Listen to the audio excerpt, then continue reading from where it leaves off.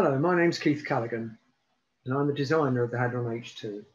This evening, I'm talking to Richard Leftley, who is an H2 owner. He's a member of South Cerney Sailing Club and Burfield Sailing Club, and has sailed a large range of boats over the years, including 420s and lasers. And he was a member of the RA youth squads in those classes. More recently, he sailed Laser 2s and RS 400s before coming back to single-handers and the H2. He's now 47 years old and weighs in at around 95 kilos, factors that make him difficult to catch upwind, but less so downwind. He enjoys running half marathons when he's not sailing. So given all that, it's not surprising that he's one of the top H2 helms. Hello, Richard. Tell us how you came to choose the H2 as your single-hander of choice. Sure. So I was looking to get into single-handers. My kids had kind of got to that point where, it was clear that they didn't really want to sail with me anymore. So I was looking for a single-hander. I'm a big chap, naturally. I'm a fit guy, and I'm at 95 kilos. So there's not much I can do to kind of lose that by eating less pies. And so, naturally, I was thinking about a fin or a phantom. I'd kind of discounted a blaze because I sailed on lakes, and with the racks, and the need to kind of be able to do tacks quickly. So I was really looking for a boat that could carry weight well, that had a powerful rig. And I tried out the Phantom, found, I didn't really get on with kind of all the kneeling in the bottom of the boat. I really like the fin. I think it's a great boat. I was slightly terrified by the height of the boom, which I found kind of quite hard to get underneath at times. And then I had a test in the H2, and it was just kind of love at first sight, I guess. Really got on well with the boat, and ordered one the next day, I think, from you. Yes, I think you were pretty quick off the mark. And yes, we brought a couple of boats down, didn't we, to South Cerney, and several of you had a go. And in fact, I think they ended up with 5 or 6 boats at the club eventually, didn't it? Yeah. There were 2 of us to begin with, and then I think a number of other guys saw the boats, thought they looked brilliant, and we were going fairly well, and so they joined in. Yeah. So you were a pretty enthusiastic member from the start, and you were chairman of the Class Association for 2 years, 2019, 2020. What do you think of the other members? I think they're a pretty good crew, aren't they? Yeah, I mean, being on the committee has been great fun. Everyone's really kind of helped out, just get the class going, get the nationals up and running each year. But I mean, yeah, all the H2 owners, I mean, that's one of the things I really enjoy about the class. People are really collaborative. They're happy to help each other out with tips. We've all been trying to work out how to get the boat really going. We've made huge strides together, and we've only been able to do that because we've helped each other out. Each person's strength, they've shared what they've learned, yeah, it's been great. It's been I would say some of my best friends are in the class, and we get together, we have a lot of fun. Yeah, indeed we do. Yeah, you're clearly a very enthusiastic dinghy sailor, and you train and practice hard. I mean, do you do a lot of training at home? I think you've got a gym at home, haven't you? For instance, I've got a gym. I run about 30k a week on average. So 20 to 30k a week, depending on what time of year it is. If I'm getting ready for the nationals, then it's probably higher than that even. And yeah, I have a gym here for weights. I know. I mean, the way I feel about sailing is that, well, firstly, it's the sport that I love doing, and I love being fit. So it's something which I can really aim for. But I also know that I'm a heavy guy, right? So I'm going to be heavy. I'm going to be heavier. I'm going to be the heavy end of things. So my advantage is going to be upwind. Downwind, I know I'm going to suffer. The lighter guys are going to have an advantage. So the only thing that I can do is to be as fit as I possibly can, so that on those championship beats, I've got to be able to take 2 to 3 minutes out of the rest of the fleet, because they're going to make that up downwind. Yeah, yes, indeed. Well, that was typified at the 2020 Nationals in Torbay, wasn't it? When you were determined that you were going to make sure that Ian Sanderson was not going to be national champion for 3 years running. And you very, very nearly did it. The last day, you had to win both of the last 2 races. You won the first one on that day, and with 300 yards to go, you were in the lead in the last race.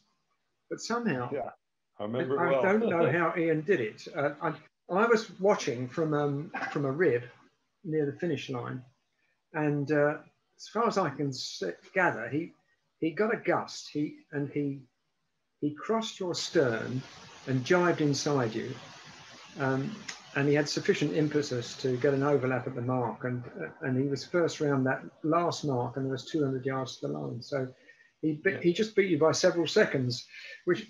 But I have to say, you were very magnanimous in defeat. Some people would have come ashore and stamped off, but you seem to be quite cheerful about it. I mean, Keith, I guess I'm one of those sailors. I tend to set myself a target for each event because I think it's always useful to have a goal to shoot for. I'd never won a nationals race. All the years of sailing, I'd come pretty close, but I'd never won, a race at a national level. And that was my goal. My goal was to get in the top 3 overall and to win at least one of the kind of 8 races. So I ended up winning 4 of those races, and it was a count back. So we finished on equal points at the end. But what actually happened, as he said, was literally it was coming down to the last kind of turning mark and the last 300-meter kind of reach to the finish line. Yeah, like you said, Ian's incredibly fast downwind. I mean, I think he's known to be fast in a lot of different boats. And I'd taken a lot of space out of him upwind on the last beat. And I wasn't sure really, to be honest, in my mind, I didn't think I had enough, right? I didn't think I was that far ahead. But I managed to keep him, hold him behind me. And then he literally caught a wave and got a puff just as we were, a couple hundred meters from the jibe mark. And as he came inside of me, I went to luff and my foot caught on my kicker and uncleated it. And of course, in the H2, if you don't have kicker on a reach, the boom goes in the air, all the power goes out the top of the rig, and he just went straight over the top of me. So by the time I fixed that, it was too late and it was game over. And so if I ever am lucky enough to get another H2, then guess what? I'll be making sure that the kicker is nowhere near my feet. It was a fantastic event. I mean, I know it sounds a weird thing to say, like when you come second and you come so close to winning a nationals, but I almost enjoyed it more for the whole kind of event, and just it was great fun, and I don't know, I think the competitors, the other guys in the fleet, probably felt a lot worse for me than I actually felt, and I just loved it. I thought it was a fantastic event. It was, and I thought Ian Dawson's position of 3rd, when how old is Ian? 67 years old. I thought that was a magnificent. Yeah, and he's probably one of the lighter guys in the fleet, right? Yeah, I mean, I don't know exactly how heavy he is, but he's got to be right at the light end of the fleet. And I think that actually, it's quite interesting, isn't it? So Ian's probably I don't know, like 82 kilos. I'm 95, and Ian came 3rd, is probably like high 60s, mid 60s kind of kilos. And I think that speaks great volumes. It's a boat which can really carry weight. The hull is really carries weight very, very well. Of course, upwind, the heavy guys are gonna make quite a lot of headway, especially if they're fit. When we're reaching, we're all pretty much at the same kind of pace. But downwind, that's really where the lightweights can catch up. But also the rig is incredibly adaptable. I mean, you can depower the rig and continue to sail all the way through force 4, force 5, even as a light helm. So it's something which I really enjoy about the boat. Sailing against people of quite a wide weight range. Yeah. Well, you're going to have to raise your game even higher now, Richard, aren't you? Because Nick Craig is joining the fleet. How do you feel about that? I feel fine. I mean, Nick's. I'm training with Nick at the moment. I've joined Burfield, and we're doing quite a lot of training together, and that's great. It's a good privilege. I'm learning an awful lot. He's incredibly fast. Nick's probably one of the fastest sailors in the country. I think everyone would acknowledge that. And frankly, I think it's fantastic for the class, right? I mean, we're going to learn things from him. He's already, he's already spending time trying to work out exactly how to make the boat go in all the different conditions. And we'll all benefit from that. So it's great to have someone like Nick in the fleet. I hope that perhaps there's another more compelling competition exactly on the weekend of the Nationals. That would help me greatly. Well, you never know. Don't count on it. So, well, just to sum up then, what would you say to somebody who's thinking of buying an H2? I think an H2 is a great boat. I mean, it carries a great weight, a range of weights.